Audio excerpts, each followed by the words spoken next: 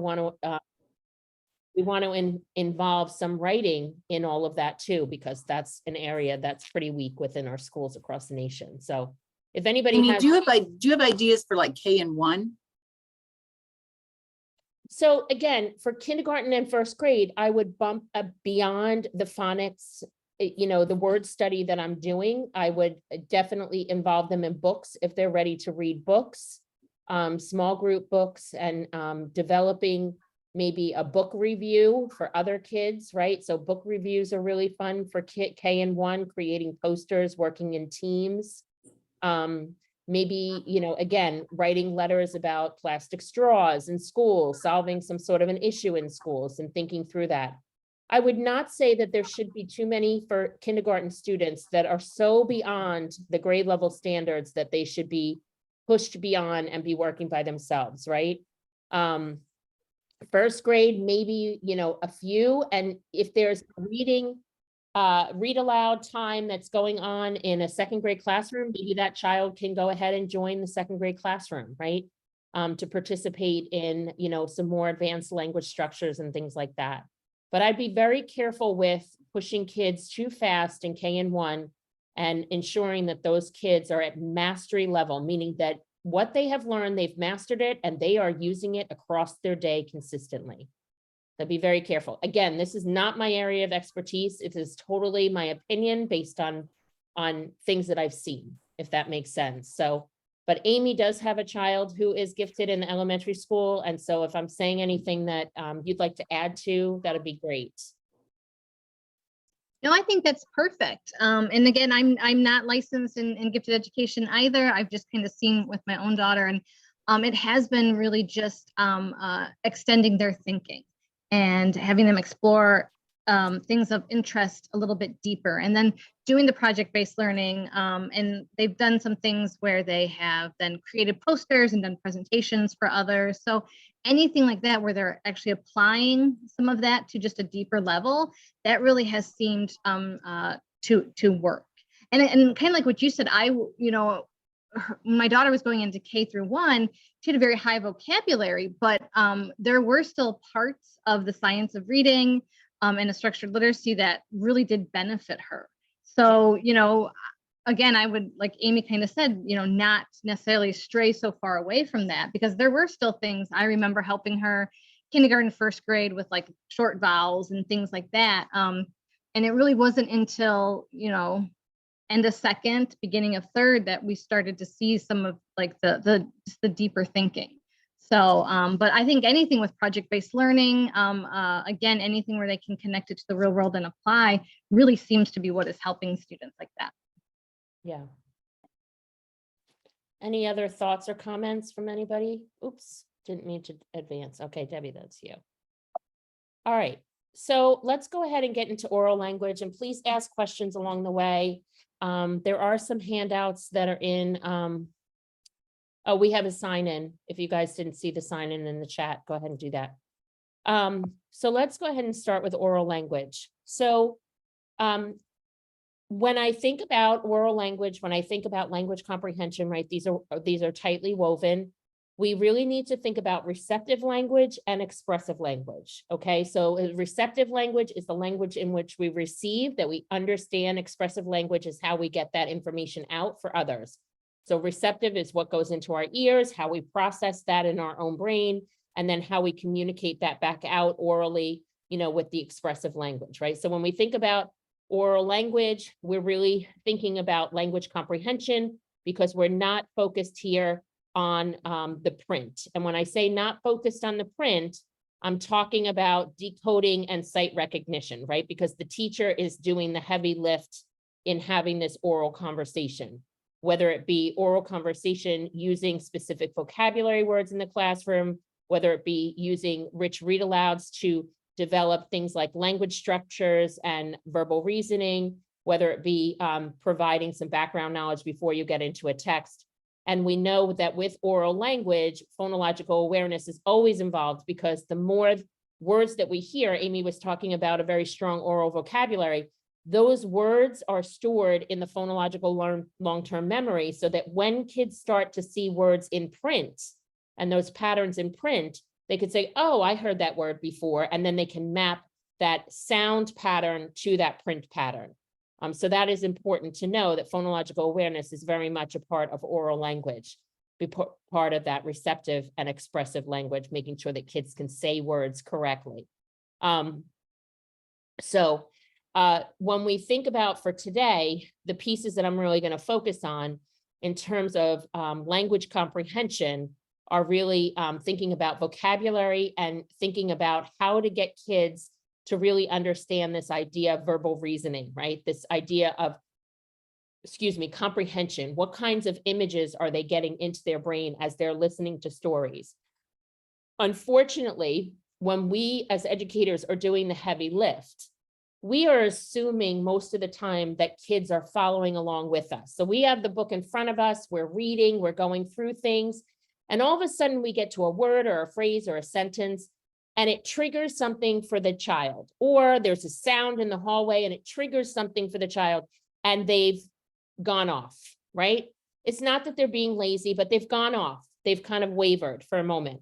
And they come back and they've missed maybe a critical part. And we don't know about that, right? Because they don't have the opportunity to go back into the book and reread something, because they don't have maybe the decoding skills necessary to have the book in front of them, right? Especially for our young students.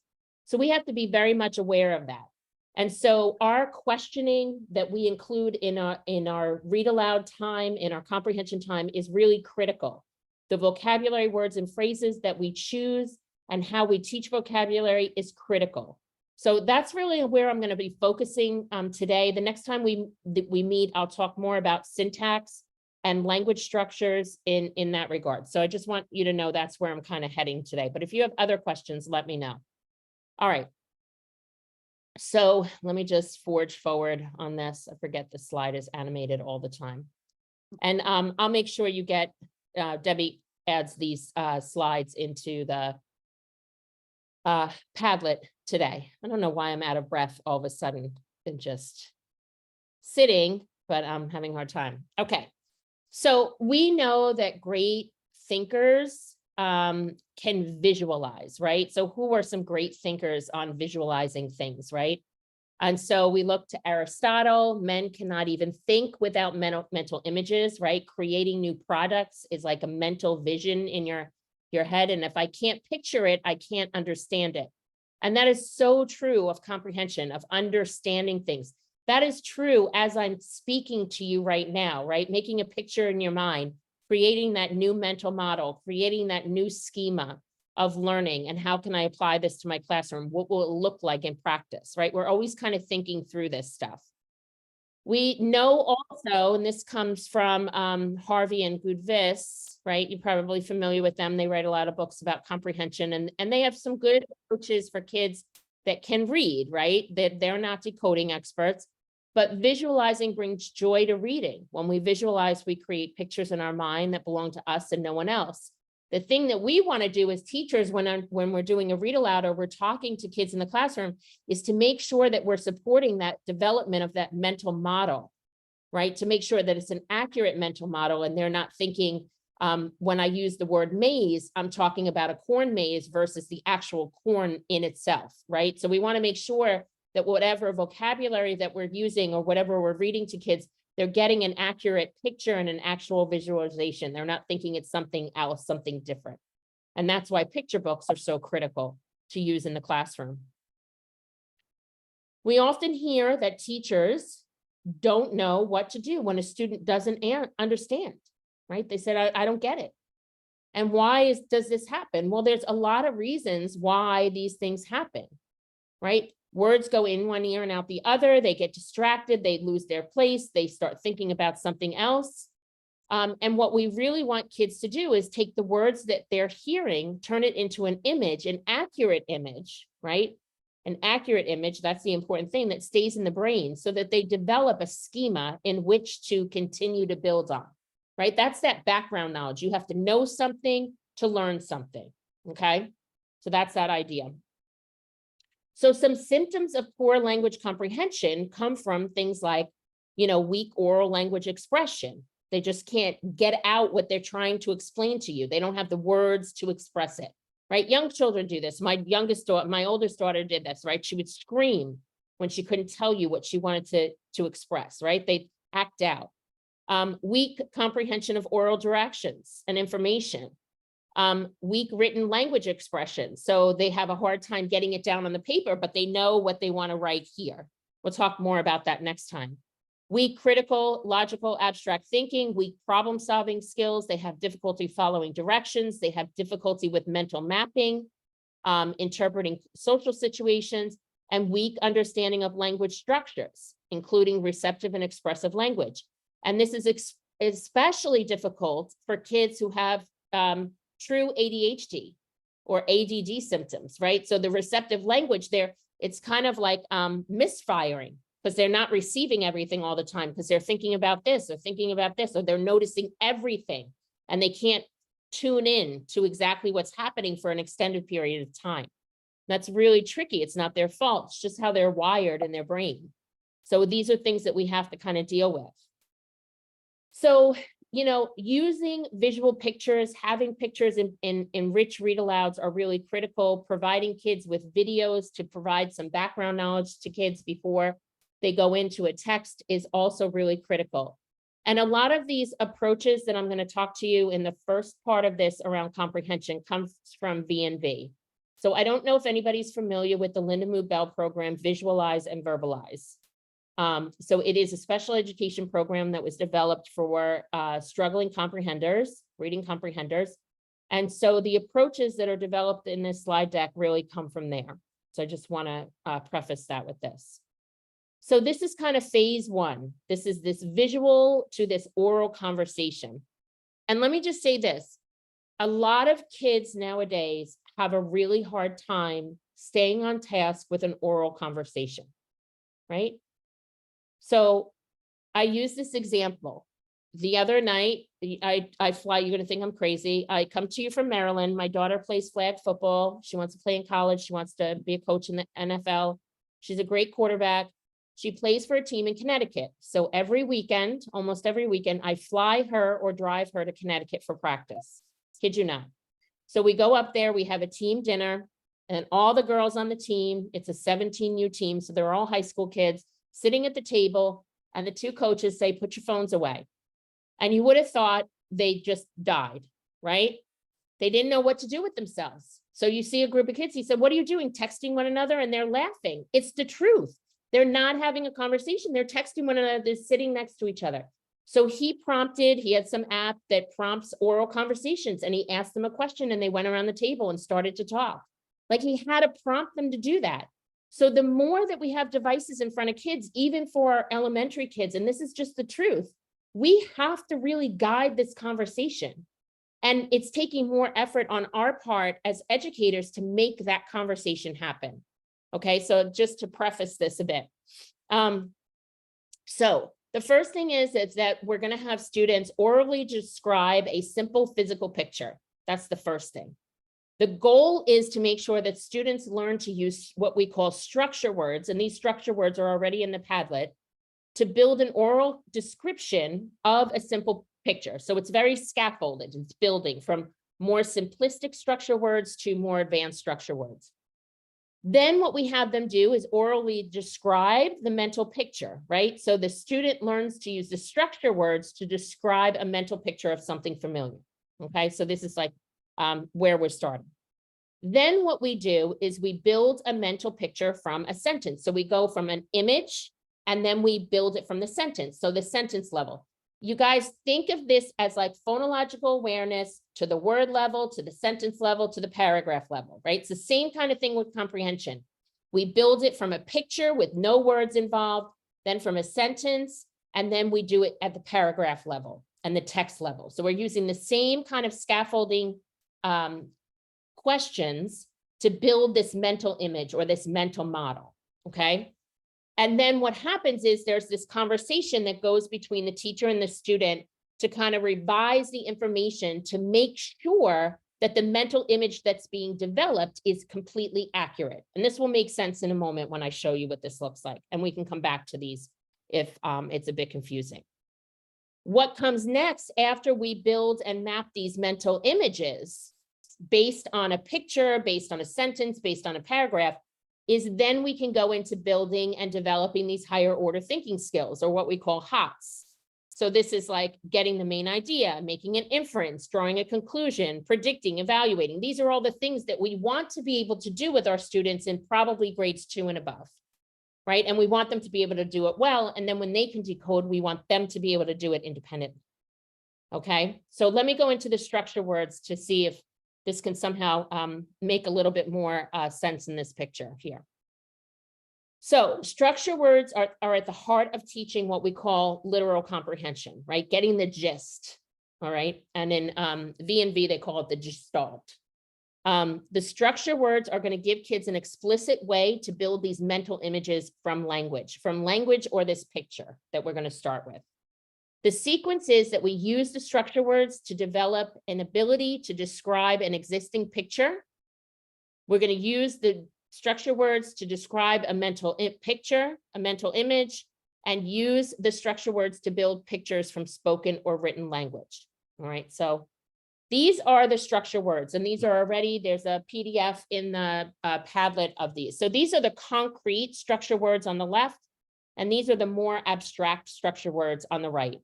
And so when we look at a picture, we want kids to be able to describe what they're looking at. Is there a size of something? Can you describe the color? Is there a number? Is there a shape?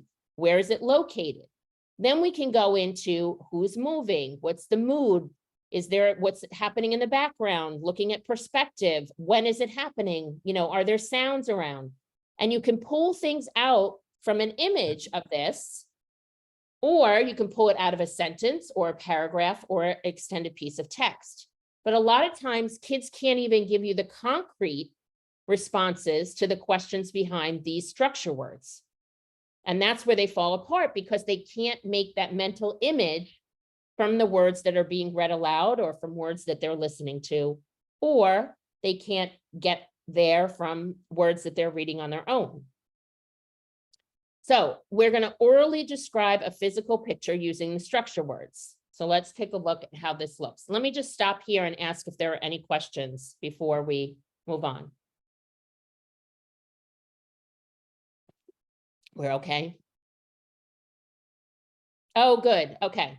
So please add anything if you, you know, I'm trying to take this to the classroom level, if that makes sense.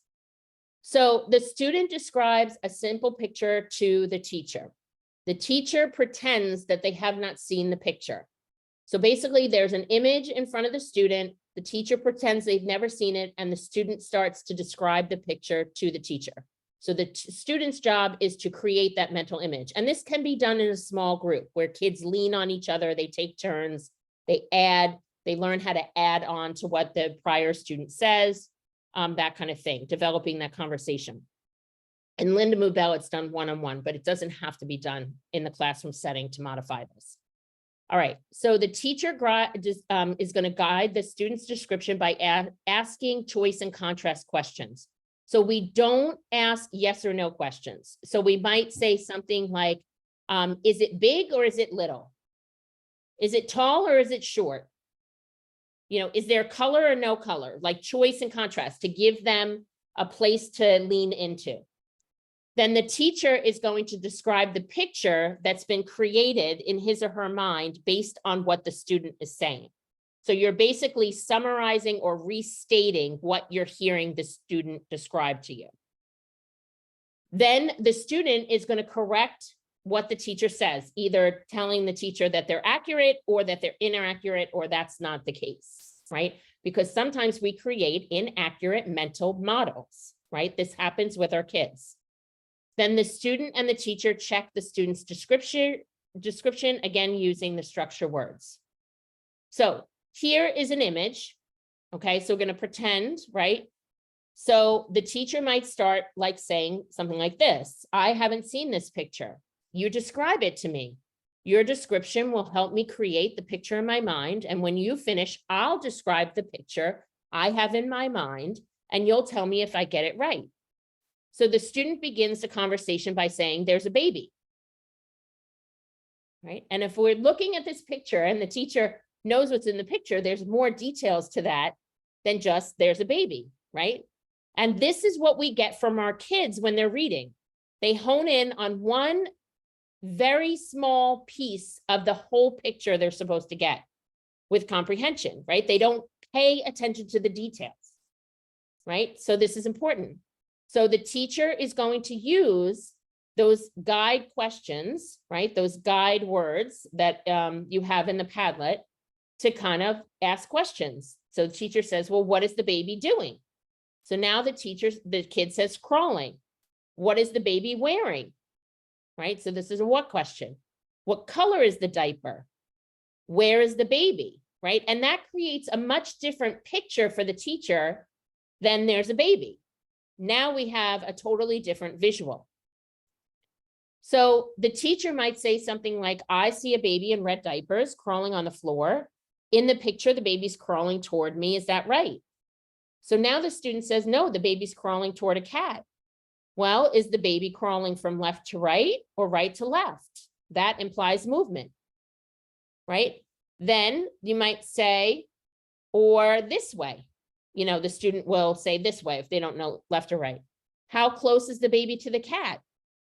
And the student replies, I don't know. Well, now we're going to give a choice and contrast. Is the baby close enough to touch the cat? Or is the baby too far away to touch the cat? So we can go back to look at the picture, right? So choice and contrast to give kids that language. So you can continue with these types of questions to kind of guide the student to hone in on those details that they're missing, right? And we start with a picture, then we could do the same thing with a sentence, with a paragraph, and with a longer piece of text, okay? Then what happens is the teacher is going to describe the picture based on what the student has said. So the teacher says, I see a baby wearing a red diaper. The baby is crawling from right to left toward a cat. The baby is angry. Well, in the conversation, the kid didn't say anything about being angry, but the teacher added that in, right? This is what kids do. They add these inaccuracies into their mental model, right? So now the student's going to say, no, the baby's not angry. Well, how do you know? Well, the baby doesn't look angry.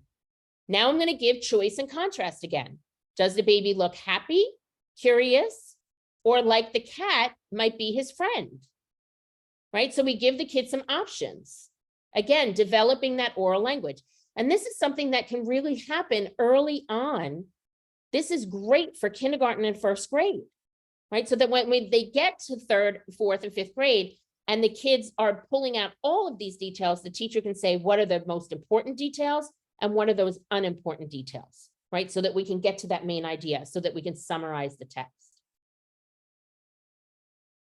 And then we'll go ahead and check with the structure words. So you can print out that document that's in the Padlet and you could lay down the structure words as they start to learn them, right? So number 3 is about color. So I told you the cat is brown and the baby is wearing a red diaper and on the floor is black and white. Well, we didn't hear that earlier on, but maybe when they see the structure word, we're going to go back and check. Did you tell us all the details? Movement. I told you that the baby is crawling and the cat is sitting still looking at the baby. Oh, we have another piece of detail now that we're checking with the cards. So the tips here are to avoid yes and no questions, as I mentioned, provide that choice and contrast to provide those details or things to be thinking about, ask questions that help kids to focus and learn to elaborate, right? And always respond in complete sentences. We want that to be developed because too often kids are responding in words and phrases, and then they write like that. They need to be speaking in complete sentences so that they're internalizing what they're thinking, they're saying, what they're saying, they're writing. So they need to think through that in complete sentences. And if there's no apparent information based on a particular structure word, we move on. And when it's appropriate, we'll ask basic inference questions like, how do you know the baby's not angry? Right? There's no text there to tell us the situation, but maybe there's a way you can explain that based on the picture. So I just want to pause here and ask if there are questions, comments, or things you guys want to add on to this, how this might be useful to share with teachers, how this clarifies some things in creating mental models. So let me just pause. There's a couple of people who have been trained in V&V, so thoughts, love to hear from the group. And I promise this is a regular seltzer. Just lemon lime. So any thoughts, comments?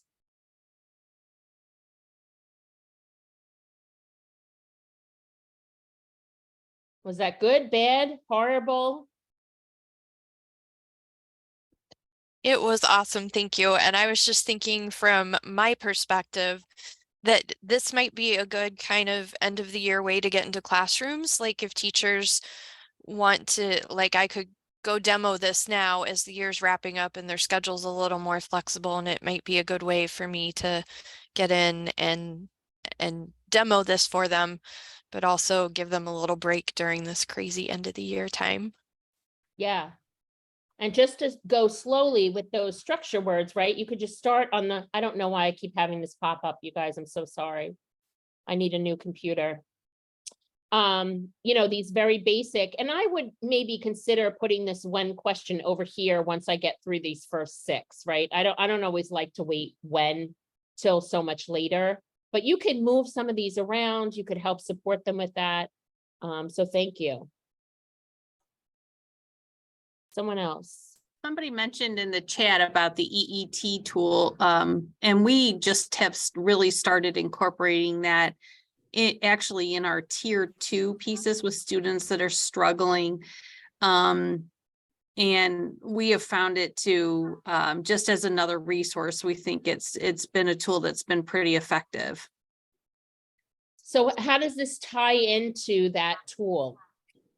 Well, I think first of all, some of our students that are really struggling with the expressive language and they're just getting out and not really, I think some of them, I'm talking about in particular, a first grader and a second grader that I know.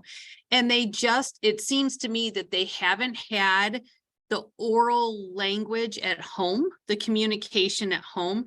You know, a passing judgment, it seems that these children just aren't really engaged in a lot of conversation at home. So we've had to really work on that expressive language piece. We think that the visual and the actual touching of each of those individual balls with a goal in mind has really helped. And just the exposure to the language. We didn't realize one of them the other day had no clue what a football was. And so when we had to go, we went through that EET piece and all those to kind of help explain what it was, but then also connecting it visually was so important to him because he knew what a ball was, but didn't know what a football was. And so, but in order to move to that language comprehension piece, we have to get through some of these expressive pieces. Absolutely. Thank you for that. Other comments or thoughts?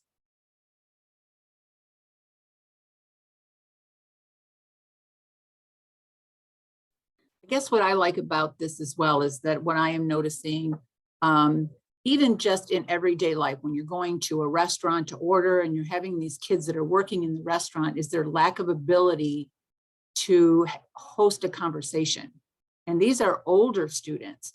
And so with so many kids on devices all the time, like you spoke at your introduction on this, Amy, is that kids are not getting the opportunity to practice having conversations with people. And this forces that in kind of a very fun, but yet structured way. So I really love this and can see a lot of value in building that ability of oral language in our kids. Great. Any questions about it or concerns? And I don't see this as a lot of lesson planning needing to be involved. I mean, you may want to develop some questions on the back of the cards to help teachers get that kind of framework in there, but it's not a sit down and develop this lesson plan. It's just once you introduce these structure cards, then you can pull the cards out to have kids make sure that they're including the details from either what they're listening to or what they're reading on their own, or starting with that image. I also think it could really help with EL students who don't have that language, to give them again that visual, to kind of start very slowly with describing what they see on the page, using color words and size words and number words and that sort of thing. So to give them that language experience as well. All right. So, it's, so that's what I'm going to say about comprehension there in oral language. And then the other piece to oral language that's really critical is vocabulary, right? Developing, again, we develop a receptive language, we develop an expressive language, right? And our receptive language, the words that we have heard, right, are many more words than the words we actually use and own and know deeply, right? So just to kind of keep that in mind. All right, so many of our basal programs have vocabulary in it. Some things that I see around the nation that are really bad is, one, many programs have too many vocabulary words to teach each week or with each story. So it is critical that teachers are able to choose the most critical words, 3 to 5 words per story, no more than that. And make sure that we're working on them, not just one and done, not just, one day and leaving them behind, or not just introducing them and leaving them behind. We want to pick 3 to 5 words or phrases for each read aloud that we're doing, to really get kids to hone in on them, to learn those words, to be able to use those, to kind of build that vocabulary. There's no way we can teach kids all the words that they need to learn, but doing less more deeply is better than doing more at the surface level. Okay, so there are 4 steps to teach a word. This will probably be very similar to your other training that I'm not going to name on the recording, but there's a slight alterations here. So first thing we want to do is make sure that kids can say the word, right? I use very often, Lucia, my older daughter's example, for years, she would say hospital instead of hospital. She just couldn't get out that blend. So we want to make sure that we can do the best that we can do to kind of phonologically cement the word in students' long-term memory. So breaking that word down by syllable, saying it slowly, having kids repeat the word over and over again, okay? So that we can hear that. When it is appropriate, depending on the grade level, right? This really depends on the grade level. We want to tie the pronunciation to spelling, right? So if we're teaching a word like rhombus in kindergarten, because it's a math word that they need to know, we are not going to expect kindergartners to spell the word rhombus, but we are going to expect them to know what the shape looks like and to be able to give that word orally to us and understand it receptively and expressively. So make that spelling determination depending on the age, the grade, and the ability of the students. All right. So the third step is providing meaning, right? So this comes from the teacher. We provide a definition, a meaning, and a picture, an image, a video, whatever is appropriate for that point in time for that word or phrase. And many of us already do that. Step 4 is to teach kids how to create their own definitions. And this is going to be the newest piece in this kind of process. And this really is to help kids consolidate their learning so that they can really own the word. This can be done in writing, or it can be done orally once you learn the structures to create those student-friendly, student-created definitions. Okay. So when we think about step 1, and I'm sure some of this is familiar to you, maybe some of this is things that you just kind of forget. And this can be done outside of the ELA classroom. This can be done throughout a child's day, mathematics class, science, social studies, any kind of new word that you're introducing. So you want to show the word in print, say the word, and walk away from the print. We're going to ask students to say the word. So I might say, Debbie, say the word. Amy, what's the word? Nick, what's the word? Kelly, what's the word? Everyone, what's the word, right? So I'm going to go around the room, say the word, say the word, say the word, say the word. Everybody say the word. I'm going to ask students to break the word into syllables. So if I have a student, maybe Amy is struggling with saying the word, I'm going to break the word down. So for example, my last name, the first time I go into a classroom and I ask kids to say my last name, they like shy away from it. Teachers more so than kids. But I break my last name down into syllables and they can all say it, right? I put the first 2 syllables together, then I put 3 syllables, then I put 4 syllables, we say the word, right? So teaching kids to break the word into syllables. So we can either do this while we are having kids say the word or after, depending on if we're running into any issues. So whale talk or duck lips, that is just for kids that can't clap syllables. So what they would do is just pinch their lips and shout the word. Every syllable has a vowel sound. A vowel is created by a push of air. And that's what makes a syllable. A syllable is created by a push of air around a vowel sound. So if I'm saying birthday, I pinch my lips and I shout the word and I should feel 2 pushes of air. So 2 pushes of air for birthday. You can also do the chin every time your chin drops. That's a syllable. You'll ask kids to stomp the syllables. You may ask what the first syllable is, what the last syllable is, what the middle syllable is, what the third syllable is. And this is while they might be looking at the word. So again, do this last part depending on the age, the grade, and the ability of the students, right? These are all things you can do, but you don't have to do all of them. And again, have kids say the word. So any questions on that first part for vocabulary? All right. The second part, again, know your kids, know what you should, how deeply you should go here, but is tying the spelling to pronunciation. So a lot of times, you know, we just kind of talk to the kids about, oh, this is in our control, this is a vowel team. We really don't need to do this.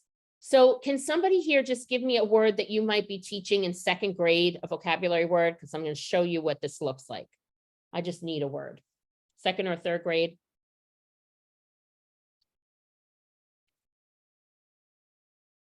Anybody have an idea?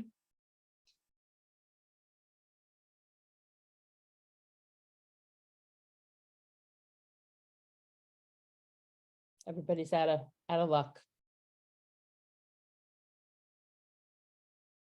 Okay, how about if I do maple, like a maple tree? I don't know, maybe we're doing the Vermont Maple Festival was just last month, so that's in my mind. Okay, so we got maple trees, maple syrup, multiple meaning word, right? Okay, so this is how we decipher how many syllables in the word. We're looking at the print, right? So my questions are, how many vowels do you see? So I want my kids to say 2. I say, what are they, right? I want them to say A and E. So they have to know the vowel letters. Are they together or apart? They're apart. Is there a silent E? No, not in this word. So there will be 2 syllables in this word.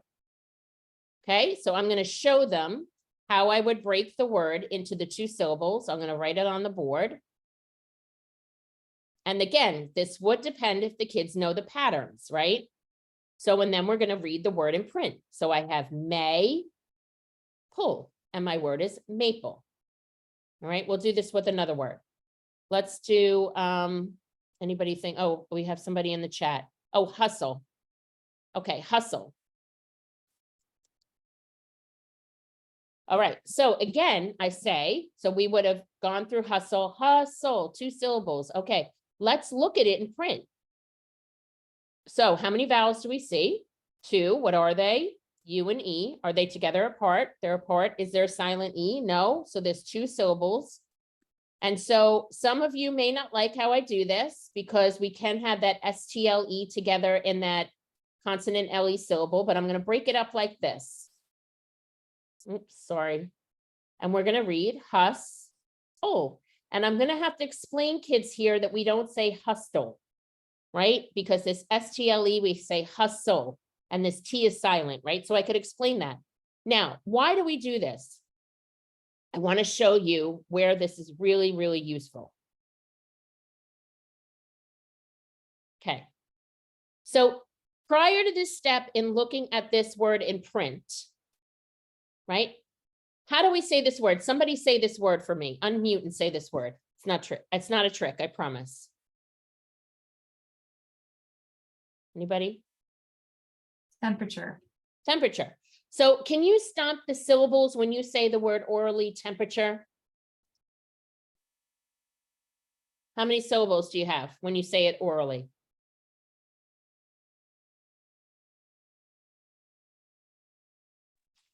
Three. Three, right? Temperature, 3. All right, so that was in step 1. Let's look at it in print. This word is temperature. How many vowels do you see? 1, 2, 3, 4, 5. Are they together or apart? They're apart. So right now it looks like it should have 5 syllables. Let's keep going. Is there a silent E? There is here. This E is silent. It's a little bit different than the VCE type because this is an ending, right? So I would do this with older kids. So this word in print actually has 4 syllables. Let's look at this. 1, 2, 3, 4. And this is the way this word is broken up.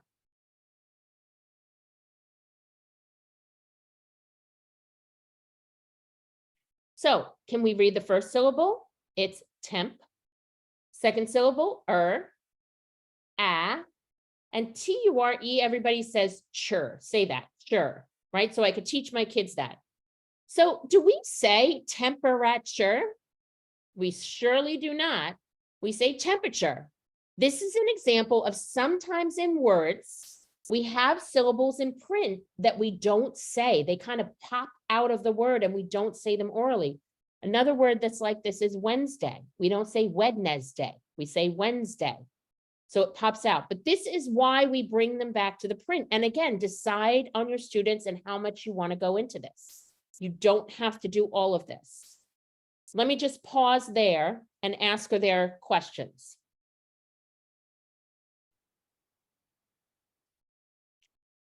Or comments. All right, last time we had 3 people on the call and we were so chatty and y'all are so quiet. All right, so what we want to do then for certain age kids is we want to match those oral syllables to the written syllables and have kids go about spelling the different syllables. So if I'm doing hustle, I might say, what's the first syllable in hustle?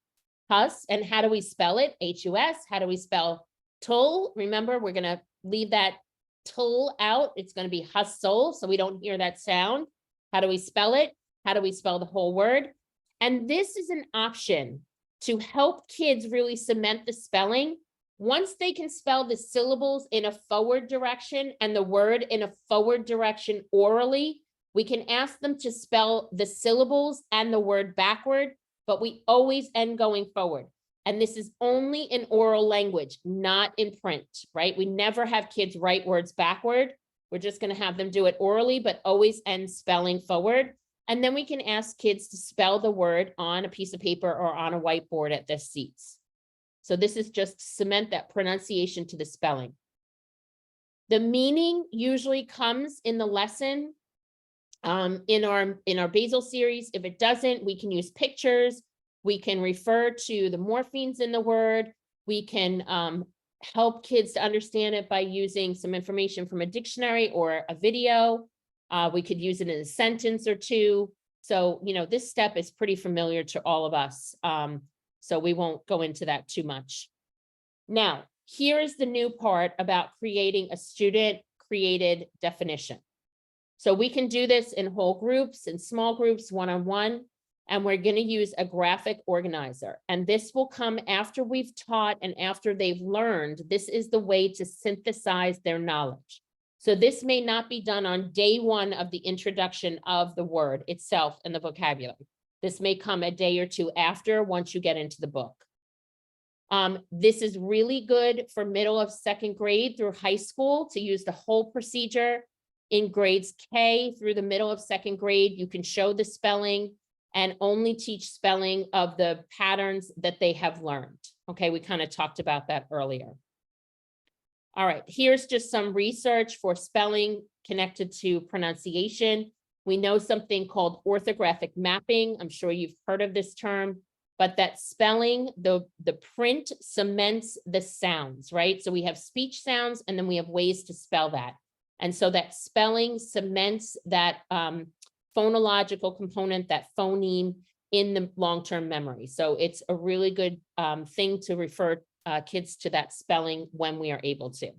All right, I'm gonna go past this for 1 second, just so I can get you to the student-friendly definitions. Okay, so if I'm doing a word like amalgam, all right, and the word amalgam is a mixture of different metals. A lot of times silver and mercury was used many, many years ago, very dangerous to put mercury in our mouths. Lots of people got sick for tooth fillings, but it's a mixture of things, an amalgam. So this is the kind of the sentence frame for creating the definition. All right, so we start with the term, an amalgam, and then we come up with a synonym or category. So an amalgam is a mixture or a blend that has two or more different parts that work together to form a whole, such as, and I would add, such as a filling for your tooth. So it would be a mixture or a blend that has two different parts, and then you give an example, okay? So let me show you, let me go past these slides. I put too many things in here. In the Padlet, you have a template for student-created definitions. You have a template for nouns, for verbs, and for adjectives.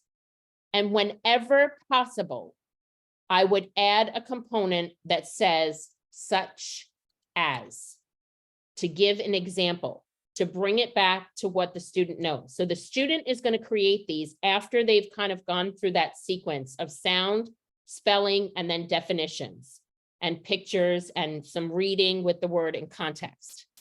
So if I have a word like hustle, let's do hustle. Hustle's a verb, right? So you guys can help me out here. So to hustle means to, somebody give a synonym. To hustle means to Hurry. To hurry, like when, now we're going to give some characteristics. You are late. You are late for work, right? There's your such as. So sometimes you can include the such as in the characteristics. Sometimes you need to do it as an add-on, okay? If I'm thinking about, oh, we got some to move quickly. Yeah, absolutely. So if I'm thinking about a noun, let's do, trying to think. Oh, how about if we do cricket? You know, it's springtime and this is giving me a hard time here. So let's do a noun, a cricket. So a cricket is so you're going to give a category or a synonym. So what would you say? A cricket is a Insect. Insect that, so now we're going to give some characteristics.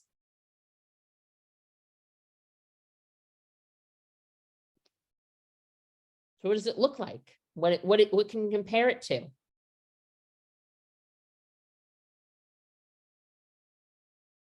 Is black. Okay.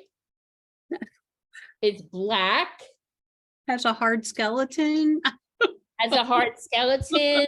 Is about Chirps. 6 inches long. Right? This is hard, isn't it? Right? Mm. This really tells you whether kids own the word. Right? What else could we say? Is about 2 inches long.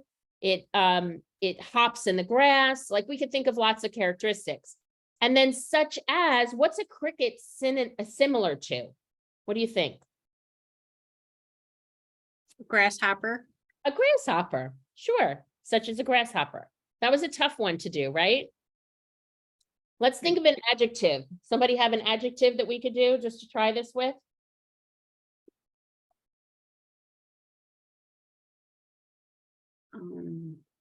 How How about if I say quiet? Because this room is really quiet today. All right, so quiet means, give me a synonym or characteristic, Silent. means silent, such as,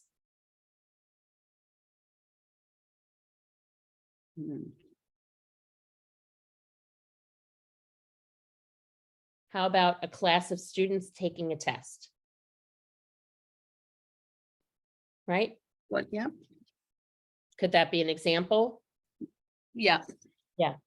So these are the templates that students would use after the teacher has done some instruction in the word. And they could have a notebook to keep these in there, some sort of a vocabulary notebook. They could have words on rings. They could create a picture that goes along with it, examples and non-examples, anything else you wanted to add to it. But it's a way to get kids to really own the word. And it's not easy. And it's not about looking up a definition in a dictionary. So let me just pause here and ask questions, comments about that.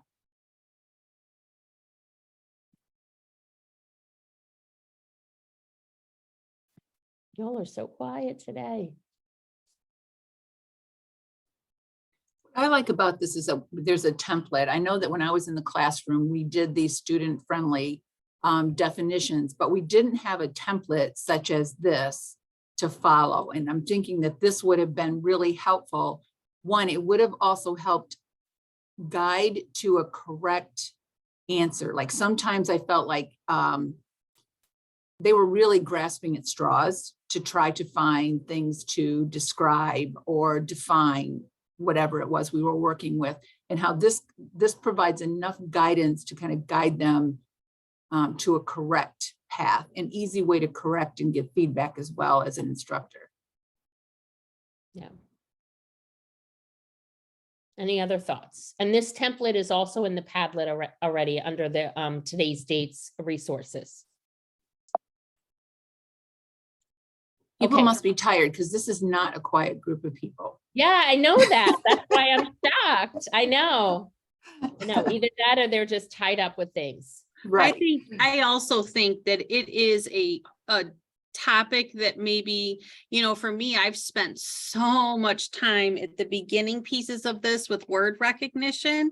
I'm just getting into this language comprehension and reading about it and studying about it. And even though we went through it in letters, it's really not come full circle just yet, whereas the other pieces have. Yeah, it's tough, Kelly. I would agree with you. And I think you're spot on with your comments there. This is hard for a lot of us. I'm so sorry. I don't know if you can hear me now, but I don't think you could hear me when I was pressing my space bar. I'm not sure what's wrong. I wanted to add that when I do the vocabulary routine from letters and I come up with my own student-friendly definitions, I use templates like this too. Okay, excellent. That's great. And Christy, think about turning that over into the kids' hands for the kids, depending on the age of the kids, for the kids to create those definitions, not so much you, eventually. I think that's a great idea. And like you mentioned, I think it also kind of shows if they have mastered what a word means. Yes. Yeah. Thank you. And we couldn't hear you before, but we can now. Okay, so to just kind of recap, student-friendly definitions are developed by teachers. Teachers present the definition using words, concepts, ideas, examples, and words that students understand. And this happens at the beginning of the lesson. Our approach for student-created definition adds to the concept of student-friendly definitions because the teacher uses student-friendly language to introduce and teach the word. However, the student-created definitions happen after students have discussed, used, and learned the word. Students develop their own definitions, write them in a graphic organizer or in their vocabulary notebook, and students develop the definition to show they understand the word. So this next part is a vocabulary loop that was actually developed by some students in a school that Mary Dahlgren was working with, and we have permission to kind of show this with you. This was, came from Detroit. And so what they found is after this looping slide show went through the classrooms at the beginning of every day after recess and after lunch, as kids were coming in, scores kind of skyrocketed. So again, credit is given to Mary Dahlgren, who was working with this Detroit school. And I'll just show you a couple of the slides here so you can see them. So this came from a particular story in a Basel reader, a Basel series. And so here's what it looks like.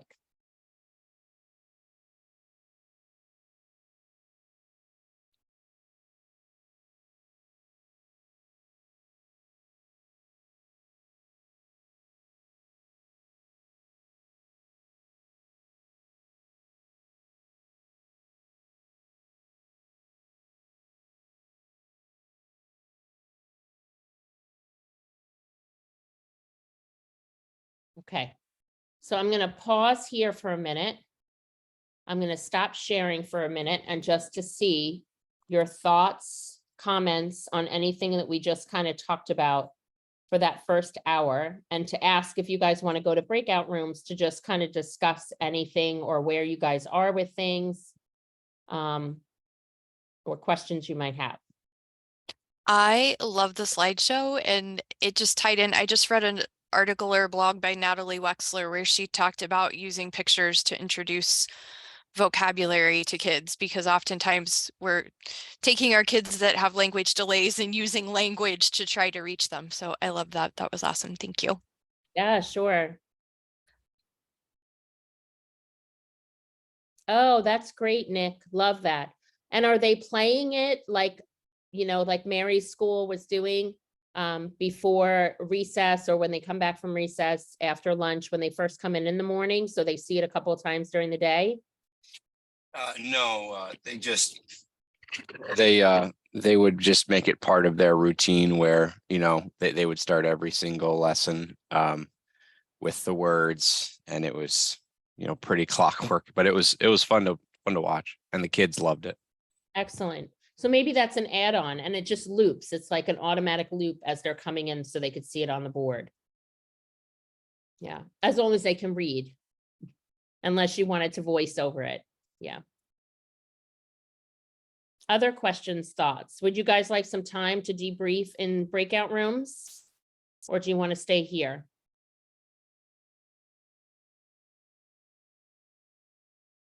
I'm good with staying here. I feel like it's a small group. We could chat here. Okay, I was gonna say the same. I think that, you know, there's conversation with here that we can continue. okay. Great. Oh, thank you for putting, Becky, that article in the chat. Maybe we could add that Absolutely. to the Padlet for everybody so that it stays there. That'd be great. So So let me- Amy, can Go talk about, when we talk about Beck's work, when we're talking about the tiered vocabulary as well, would you do this with like that, those tier 2 words? Is that what you would concentrate on for this, or is this more content specific, or both? No, you could do it with content specific words for sure.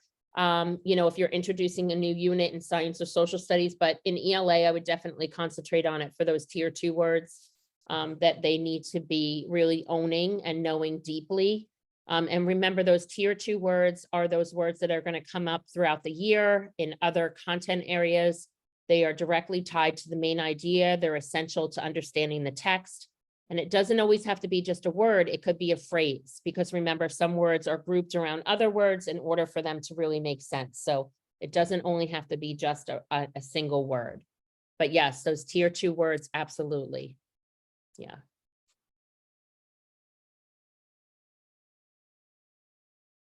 So what are your other questions or concerns around language comprehension? Because I did leave some time today to go back to phonics if we needed to. But I really want to ask you, do you have questions or concerns around language comprehension? Are things making you uneasy? What are the things that give you angst in language comprehension or oral language? I get really angsty about, I feel like we have really good ways for classroom teachers to like give assessments for phonemic awareness and look at like phonics screeners and phonics skills. but I don't feel like there's anything great out there other than like some informal conversation for us to look at language for kids. And when we start to talk about what is causing reading struggles for kiddos, I get really nervous because this just feels very, I don't know, mushy for lack of a better word, because then we're doing it based on observations about conversations we've had. So does anybody have any good screeners, measurements that's a little bit more hard data versus us just saying, gosh, we think this kiddo has some language issues? So anybody have any thoughts about that? We struggled with that also. And I think especially when it comes to the whole receptive, expressive language pieces, I feel like our only screener is our speech teachers are the ones that are able to do that. And then when our speech teachers are servicing these students, it might only be once a week, whereas they need exposure to this multiple times a week. So we're really struggling with any kind of screener that has to do with that also. Again, I think we've spent so much time in that word recognition space that we just haven't had the opportunity to explore all these other areas. And it is a concern when we hit 4 and 5. They'll say that there's comprehension issues. Well, so any recommendations are appreciated. So one of the first things, Sorry. no, go ahead, go. We did find that our Dibbles 8th edition has a language screener for, I think it's I don't know if it's K1 or K2. And then I also found some things on the Nyhouse Center's website that were for screening for language that we could possibly use as like a tier 2 diagnostic screener. But one of the things too that we found is that as kids get older and aren't reading as much because of their lack of decoding ability, that their vocabulary also suffers. So, they may kind of get to a point where they are not just having decoding issues, but also language issues because of their lack of vocabulary.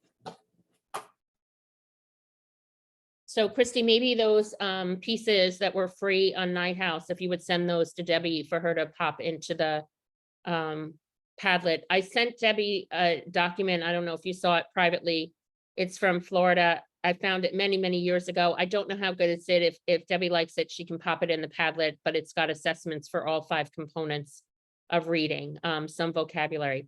The other book that has some materials for vocabulary and oral language is the core manual. I don't know if you guys have seen that. It's extremely expensive. And so that is something, if somebody has, once you own the manual, you can make copies for the classroom purposes. So that, yes, that's it. Yep. And there should be, well, there's core vocabulary and then there's the core assessments. Is that the core assessments? I couldn't see the whole thing, Debbie, because you're muted.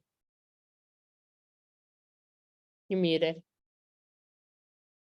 It's okay. Oh, hi, Mine is the title of this is the Teaching Reading Source Book. yeah, they should have some in the source book, but there's also an assessment book, I think. Okay, I will look those up and put those titles in the chat for everybody. Great. So there's one for vocabulary and assessment. Oh, there you go. Dorothy put in cores assessing reading multiple measures. Yes, that's it. Yep, Perfect. that's it. Yep, it's $49.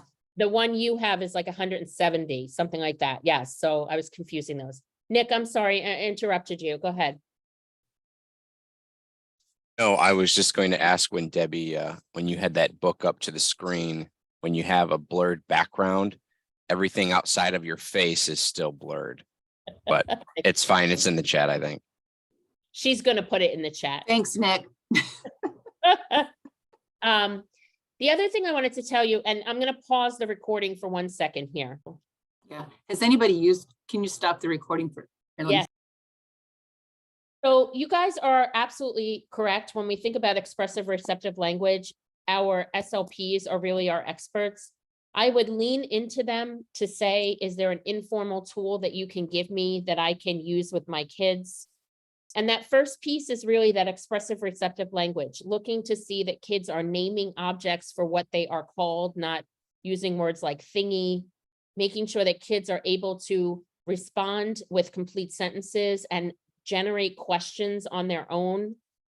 Those are things that we look for.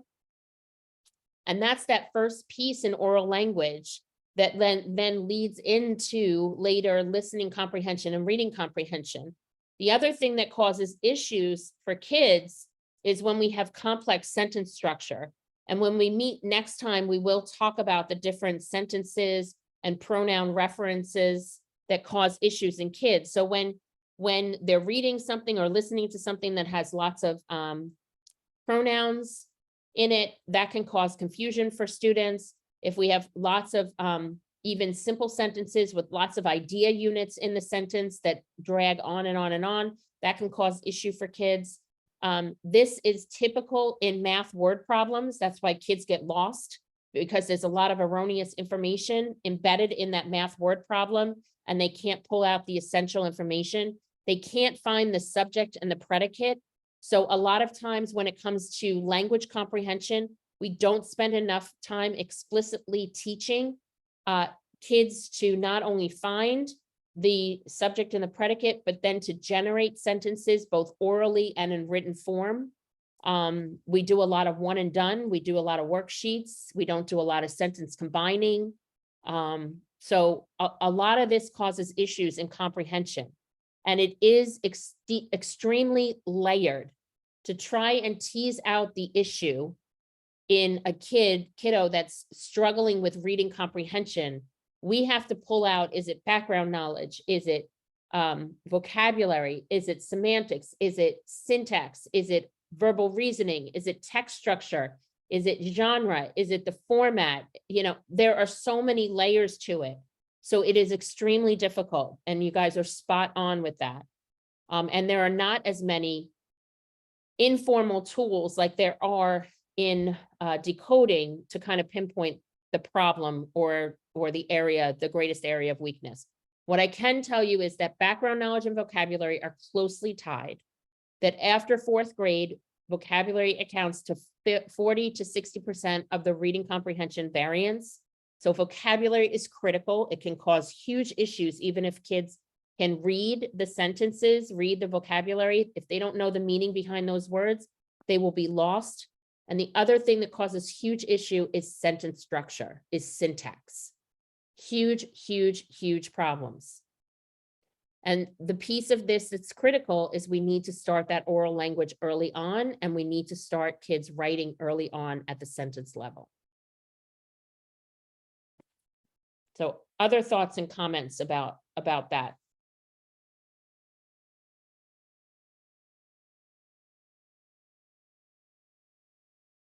And Debbie, I don't know if you pulled up that assessment packet. Like I said, it's very old. But there are a lot of things in there. Again, it came from Florida, so. I will put it in the Padlet, and then people can take a look at it and use it as they see fit. Okay, Thank you for sharing that. yeah, no problem. One of the questions I have is, somebody referenced Natalie Wexler with that article, and it made me think.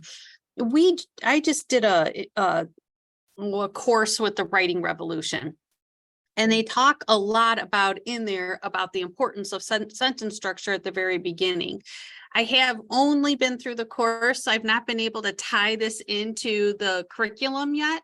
The current reading curriculum that we're using does not have a very explicit writing program. And so especially in that K1 realm where we know it's so important to start that. Have you done any investigation with that in terms of connecting it? You know, I think about this being connected into that language comprehension piece, because like you said, you have to start at that sentence level. Mhm. So are you talking about getting kids to write? I'm not sure I'm clear on the. I know it's a little bit of both. So we're really looking for a explicit structured writing program, and they're just not really out there. No, they're not. And they're not tied to the current curriculums that you're investigating right now. Right. It's just, and so we were looking for something, and that's why I took the Writing Revolution course. I've heard so much about it. And then the more you were talking about starting them at that sentence level and getting them to write is so important. So I just wondered if you had any experience or know anything about that Writing Revolution and that whole piece, because I'm really kind of not sure. Yeah. So Writing Revolution is good, right? It's all, but they tie a lot of what they do to content. I don't know that, I mean, I have the materials upstairs. I don't know that it plays really well into K1 students, right? I think it's a little high for them. The other resource that I would really look to is William Van Cleve's Writing Matters. His family is still using his family is still running his website, so you can still purchase the book on his website. And that is wvced.com. And so it's called Writing Matters. That's a really, really useful tool, because we know that sentence expansion, sentence combining, and sentence generation are the three writing tasks that are really supported by research at the sentence level. And for young writers, I really lean into picture story, word story, which is something that was shown to me by Lucy Hart Paulson. She's the author of Early Childhood Letters. And that is, Writing Matters is good for KN1, but you have to adapt it a bit. Everything in KN1 has to be adapted. And I think what we're going to do, if it's okay with Debbie for next time, our topic is writing, but if you all want me to really focus on sentence structure, really thinking about what this looks like in kindergarten, first grade, second grade, third grade, fourth grade, I can show that to you. I mean, we won't be able to do everything in 2 hours, but I can absolutely show you what that looks like. But I would definitely lean into Writing Matters, because William really breaks things down, and you can look at your standards in terms of what needs to be done, but everything needs to be adapted. There's nothing out there right now. I'm working on something, but I work so much that I never have time to work on product development, right? So who knows when I'll be done with that. But in the meantime, I like to share things and things that I've seen that work.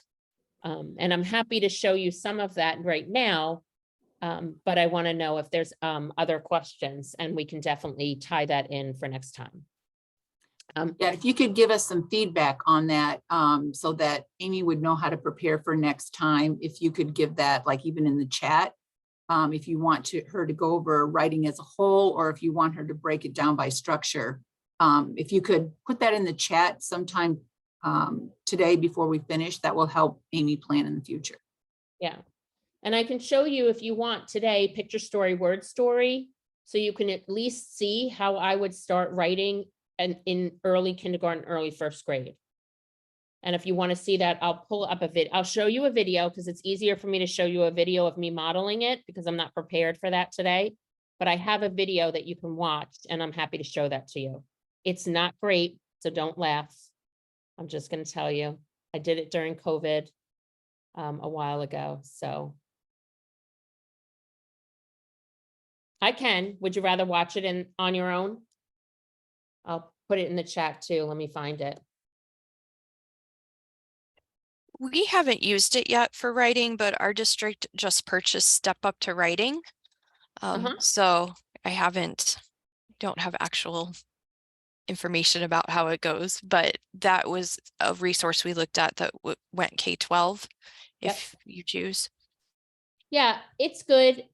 There's nothing out there that's going to do everything you want it to do. You're going to have to make changes to it. So it's decent, but it's not going to do everything you want it to do. Unfortunately. That's the video, if you want to pop that in the chat for next time, Debbie, of picture story, word story, and they can go ahead and watch that at their leisure. And then if you guys watch that before we meet, I can answer questions about it, which might be better. And then what I'll do is I will show you ways in which a kindergarten teacher used that approach, and she applied it to other types of writing. So I can spend about 30 minutes on that at the beginning of our time together. And then I can go into sentence level development so that you can see how this might develop from oral language into print over time, moving through simple, compound, complex sentences. Oh, great. Thank you. So hopefully that'll help. Would that be okay with everybody? It's recording. Hey, okay. What other things?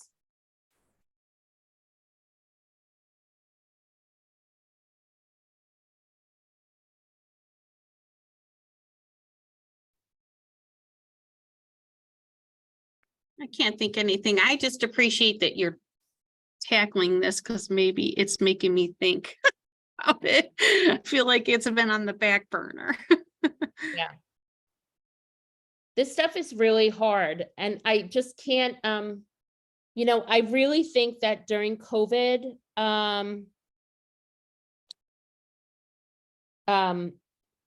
because so many young children were wearing masks and around adults that were wearing masks, I am seeing more and more elementary school students who can't even pronounce sounds like a typically developing child would without the masks, because they were watching things stuff like this and nobody could see how their sounds are sound. And so they are speaking almost gobbledygook. Like it is so apparent in what I'm seeing in schools when I go and work in classrooms. And so I feel like teachers are having to do everything they normally have to do and so much more right now. And I know there's some research out from the work that Katie Pace Miles is doing in New York City that is saying it's going to take 3 to 5 years to catch these kids up due to learning loss, which is so scary to me.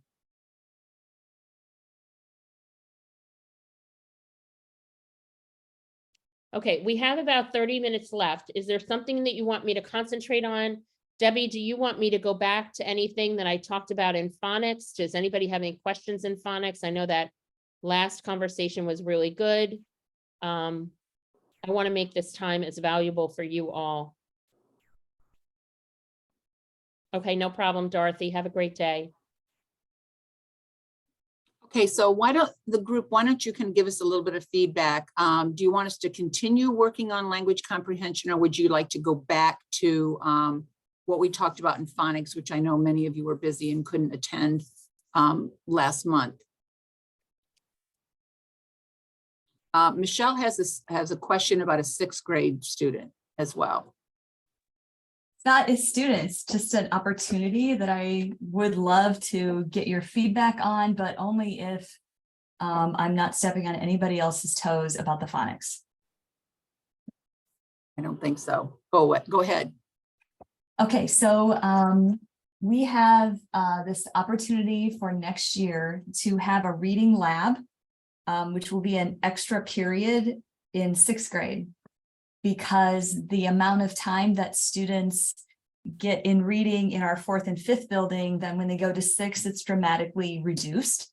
And so what we're trying to do is run a reading lab. And so students will already be kind of shuffled into a couple of different groups. One will be the students who are way above reading level wise. They're going to be working on creative writing and some other things that we've noticed that are students who have they are identified as gifted, things that will help them, right?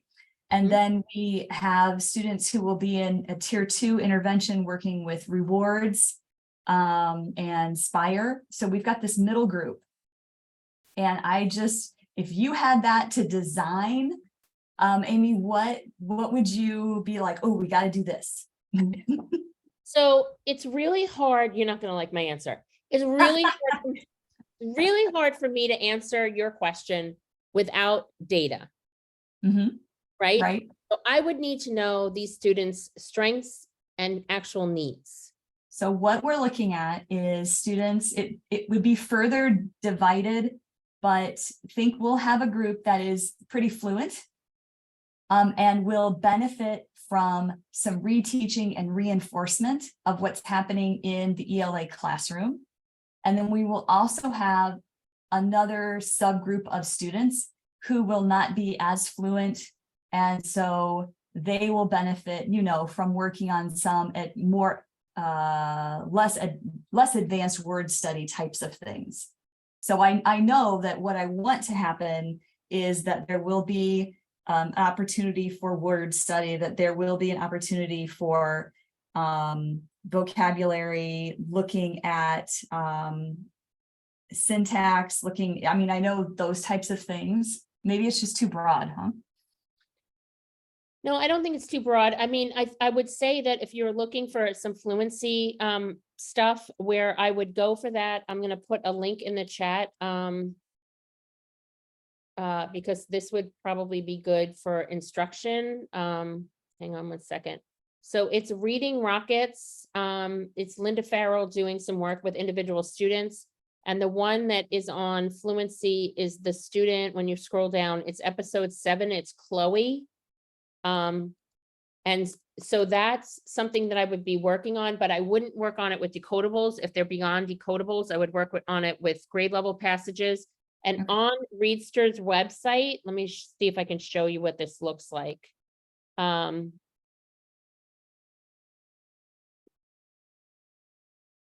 this is free. You just need to log in. You need to get a login password. There's a place over here you can log in.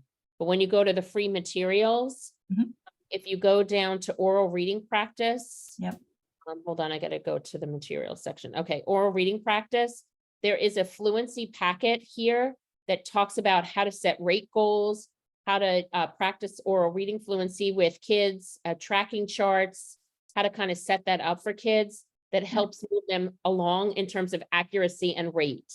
And that video will help support the implementation of that, like the process, so you can see what that looks like. So on that website for free, there's one for decodables for kids that are just working on their early phonics patterns. And then for kids that are ready for grade level passages or non-decodable passages, maybe a couple of grade levels earlier, for them to practice with their accuracy and their rate in an uncontrolled text. So that's one thing that you could absolutely do. The other thing that you might want to think about doing with these older kids is, again, on William, and I don't make money on any of these products, but I'm just sharing good things.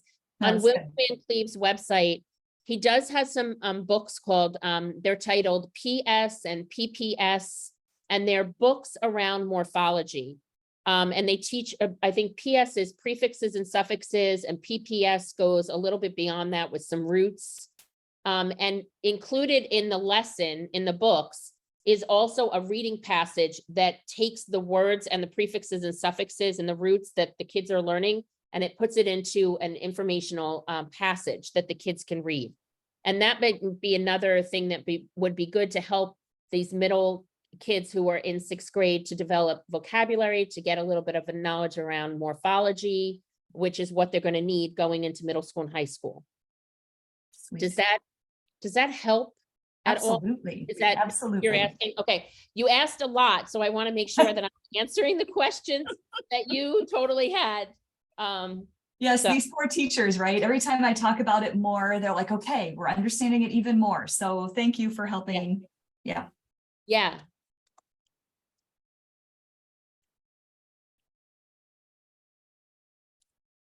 Okay, Debbie will put William Van Cleve's website in there. And I think those books are called PS, and then there's a PPS, and there might be one more around morphology. And I just remember before he passed, those are the ones that he recommended to us to look at. And again, he didn't write those, but it's something he has on his site.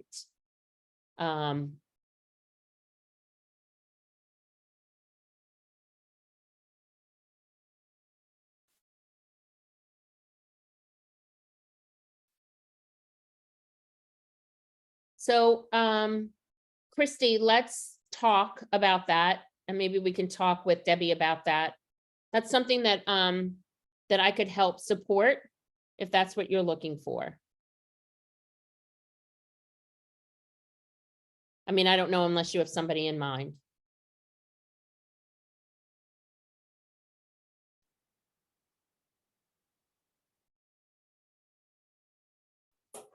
I'm not sure right now. We just, we're going to meet next week with the curriculum director, my building principal, myself, to start talking about what direction we want to go, because, and then I'm not sure if, you know, that's something that you could support, or if, you know, or that you had the availability to, or not. So, Definitely. okay. Definitely. And the writing revolution, again, I don't know how comfortable I am with KN1. Natalie may have, obviously she wrote it with Judith. They may feel, obviously feel differently about KN1. I just don't have enough knowledge around it for KN1, definitely upper elementary for sure. William's work can be adapted to, elementary, middle, high. He's always said that, I've seen him do it at the different levels when he worked in my district many moons ago.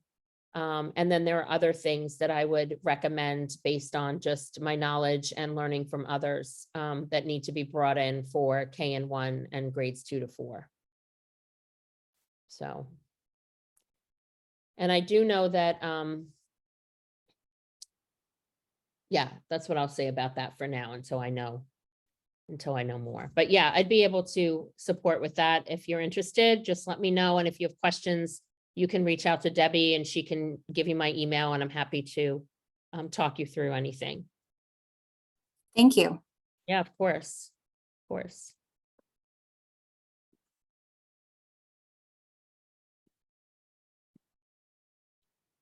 Okay, somebody else had to leave. Okay, a couple of people had to leave. All right, other needs. I don't want to waste your time, and I know I didn't plan a ton of stuff for today. Again, we didn't know how much you wanted to go back to last session and today, so I didn't want to overdo it. But writing, we could do a million sessions on writing, to be honest with you. What are your thoughts at this point, Debbie?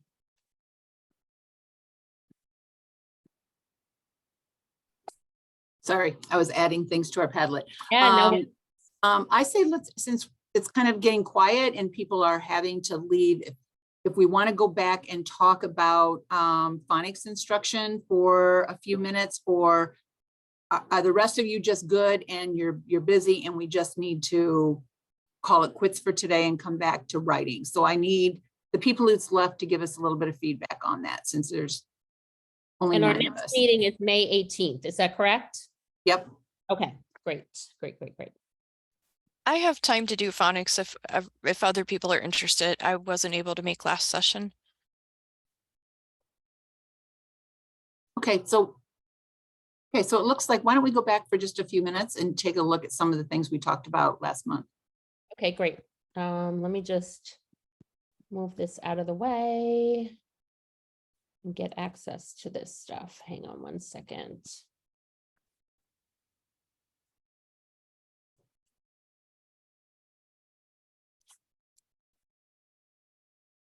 And hide. Okay. There we go. Okay, so I'll just point out some things that I talked about last time that are really good. As I mentioned earlier, one of the things that I cannot do is work with kids unless I have data. I mean, usually, if a teacher's like, listen, I'm having, a concern, I'll say, bring a kid in and I'll work with them. But there are 2 free informal diagnostic tools that I highly, highly recommend. The first one is the Diagnostic Decoding Survey. And I'm not talking about any other decoding surveys that are on the Really Great Reading website. It is only the Beginning and Advanced Decoding Survey, not the one for 1st grade, not the one for 5th grade, the Diagnostic Decoding Survey. And I'll make sure that we get that into the chat box for you because it's a free downloadable. The other one is from the Readsters website, and that is the Pre-Reading Probe. And this assesses pre-reading skills. And again, this is a free download that you can use. It also assesses letter names and letter sounds. both in expressive receptive language, identifying and naming them, as well as handwriting of those without a model. So those are 2 assessments.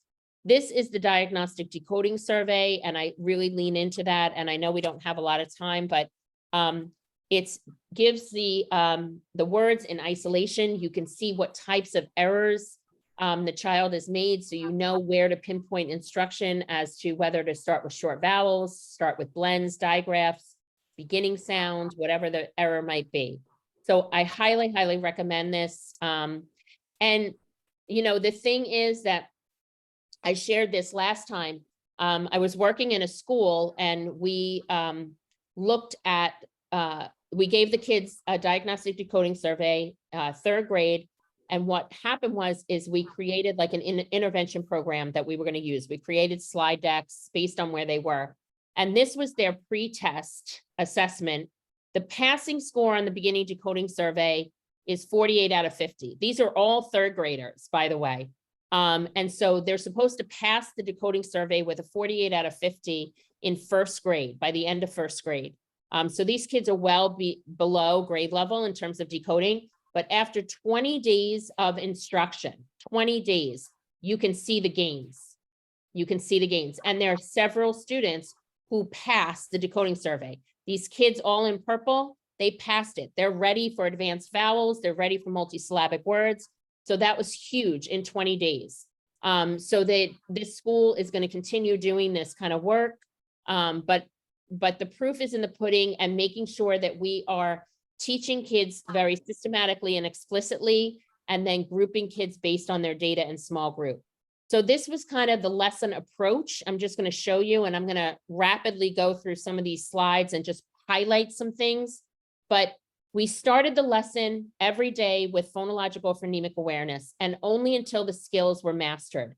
And we started out by introducing short A and long A at the same time, so that kids could learn the contrast between the 2 sounds, and the kids knew the label. So we would go back and forth between these short and long vowel sounds. So every day we did short A, like day 1, it was short A, long A. Day 2, it was short A, long A, and short E, and short and long E. So we would introduce these sounds until we got through the 17 vowel sounds in our language by giving them labels.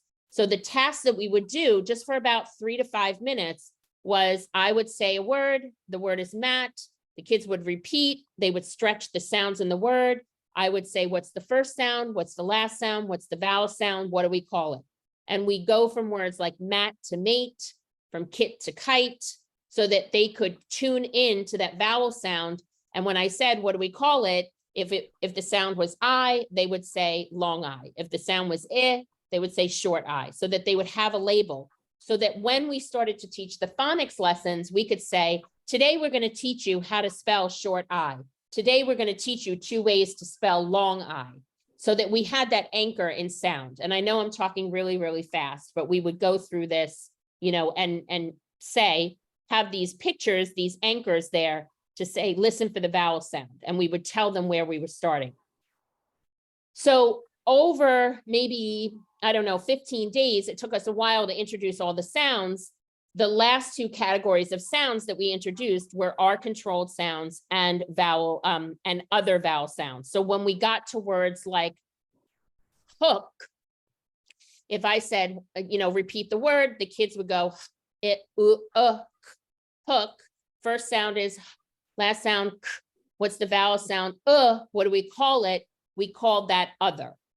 So if I had a word like turn, right, the vowel sound is what do we call that? R-controlled. So the labels were either short, long, R-controlled, or other. And so that's what we taught them. And we would teach them those sounds before we got into the spelling of it. So that's why it was really important for us to get through those short vowel sounds very quickly and those long vowel sounds, because they're 3rd graders. And we needed to make sure that we gave that information to them. As I mentioned earlier, one of the free downloadable tools that you can access is that pre-reading probe. This assessment assesses these pre-reading skills. Pre-reading skills are absolutely necessary in order to be able to do phonics. And when you have older striving readers that are struggling with reading and spelling very simple words, chances are they are missing something either in the pre-reading skills in phonological awareness or the pre-reading skills in orthography, meaning maybe they don't know the names of the letters, maybe they don't know the alphabet song, maybe they can't write the letters, all of that sort of thing. So this skills map, we talked a lot about last time, just again, in terms of making sure that these kids in this intervention had the necessary skills in pre-reading in order to be able to start reading those vowel consonant and consonant vowel consonants sounds. And so again, the way that the lesson started was, the teachers had a list of words based on whatever vowel sounds we were teaching or had taught. We kept building on that. And I gave the teachers these directions. So they would say the word, the kids repeated it, they stretched the sounds in the word, then the teacher would ask the kids, they might ask one student, what's the first sound? Another student, last sound. It's a vowel sound, what do we call it? What's the motion for short and long vowel sounds until we got through all of those. Sometimes the kids needed a scaffold. And in this particular school, we didn't always have movable manipulatives. So we printed out these colored sheets of paper where they could touch the sounds in a 3-sound word. And I could say, point to the vowel sound. What's the vowel sound? What do we call it? That sort of thing. And we pulled this scaffold away as soon as they didn't need it anymore. But we did use something like this for blending and segmenting for both 2-sound words and 3-sound words, again, depending on where the students were. We had some really severe needs that we had to start way, way back at pre-K level. We also, for certain kids that were really having a hard time looking at a word like M-A-T, and they were able to go at, but then they would say tap, right? They would say some other word. So we knew for those students that we needed to spend some time on what's called phoneme manipulation, changing one sound in a word. So we would do things like that for phonological awareness. Again, 3 to 5 minutes of the lesson. Each of the lessons were 30 minutes long. We made sure, and we need to make sure that kids know the difference between a vowel letter and a consonant letter, right? So if I say, what are the vowel letters? They can tell me A, E, I, O, U, and sometimes Y, and everything else is a consonant letter. We need to be able to say that for kids so that when we get into teaching the phonics lesson, that when we're saying these letters are going to spell this vowel sound, this is a vowel letter, this is a consonant letter, they need that language. So that's really, really important. I'm going to move past this. An activity on the alphabet. So once we did that phonological awareness component, then for the rest of the lesson, we could get into teaching the pattern, right? So this is what we want to see in a good phonics lesson. So we would start off by saying, today we will learn a new spelling pattern, short I. So as soon as I say short I, they know the sound is I. Right? They have a motion to anchor it, can be spelled with the letter I when it's followed by one or more consonants. So I'd pop up some words and I would say, do you see the letter I? They would respond, yes. I'd mark it, I'd draw a line under it, and then I'd say, think the sounds in your head. When you're ready, read the word. I'd call on one kid at a time. If I have kids that I know can look at this word fig and go, fig, then what I'm going to do on the next word is I'm going to say, I want you to think the vowel sound. What's the vowel sound? They say I. Now think the sounds in this word in your head, and when you're ready, read the whole word.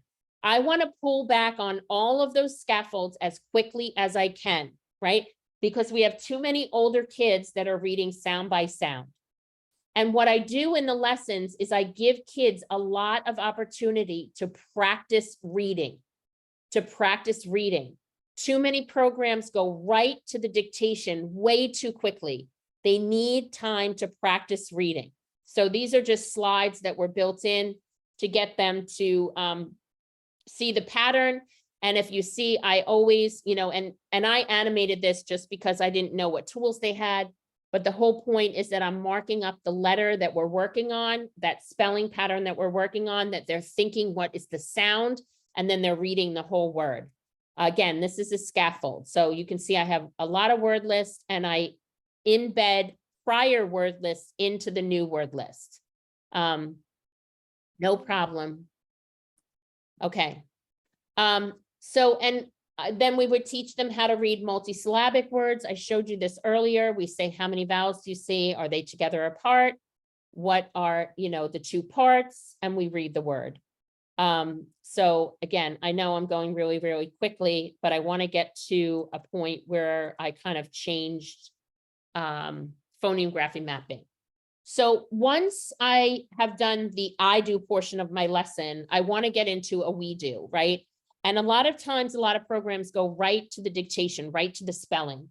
So what I started to do is I changed the phoneme grapheme mapping paper just slightly. Instead of putting the word to the right where the kids are listening to the words, spelling the sounds, and then writing the whole word, I give them the word up front. And then the pattern that we're working on, I say, remember, we're working on short I. Do we see a short I spelling in word number 1? They mark it. And then I have a student read the word. So I say to the student, read the word, they read it. And then I ask them to segment the sounds. So I'm going from print to sound. So they'll go p, g, and I say, how do we spell p? Okay, one sound with the letter P, I'm going to write it in the first box. How many sounds, what's the next sound? I, one sound, we spell it with the letter I. G, one sound, we spell it with the letter G, right? So it's in front of them. And then I let them choose where they want to go. They can go to any word. And the reason why I do that is when I have a small group, as I'm watching them, I can call on different kids to read the word for me, and I can correct any errors that they might have as they're doing this work in phoneme grapheme mapping. So for example, one of the third graders that I was working with did this, SPLAT. So I saw it and I said, could you read the word? And they read it correctly. And I said, can you tell me the sounds in the word? So they separated all the sounds. So I said, is that PL one sound or two? And they said two. And rather than having them erase all the letters, I just showed them how to divide the box. So it's 2 boxes. So this is really helpful. It's a formative tool for me to support the students with. And then we do some more reading. So I might have them mark the sounds again, read the words. And again, as they're reading them, I can just say, okay, Susie, read number 7, Sarah, read number 4, Tim, read number 10. And then once they do that, I'll give them sentences to practice. So I don't want to put kids into decodable texts that are still reading sound by sound. I absolutely want to give them sentences, and I want them to practice whole word reading. Anytime they make a mistake, I tell them how many words they read correct out of how many words they missed. So I might say, you read 5 out of 6 words correctly. You missed this word. Let's look at it. Let's read it. And then they read the sentence again until they read it with 100% accuracy. And that whole lesson that I just talked about in a matter of like 8 minutes is a 30-minute lesson. And then maybe on day 2 or day 3, I can do dictation. I can do spelling with the same thing. And then I can use the phoneme grapheme mapping paper that we're so used to and the format that we're used to. So let me just stop sharing there and ask questions, because that was super, super, super fast. So I'm so sorry. No, I But- really, really like that because of the kids' ages moving faster like that, and such a smart way to compress it. Yeah, it makes perfect sense. Yeah, and it worked. I mean, we have that data from that school. And this particular school that I work in has a 5% state pass rate on their state assessment. So I just want to tell you the nature of urgency with these kiddos that I was working with. And the teachers have really seen a huge difference. So I'm excited for these third graders that many are not reading on a kindergarten level anymore. Other thoughts and questions or comments? And I'll make sure you have a copy of these slides as well. I do have a question, Amy, for you. So when you said, we're not putting kids in decodables if they're still reading sound by sound. Right. All right. So you're putting them at sentence level at that point, correct?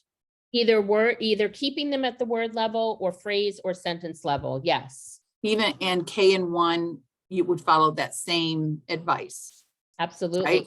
Don't Okay. If they're reading sound by sound and blending and they can't read whole word or they're not reading whole word, they don't belong in a decodable text. Decodable text is about applying whole word reading in connected text within a controlled pattern. Yep. Thank you. Yeah, you're welcome. Other questions or comments?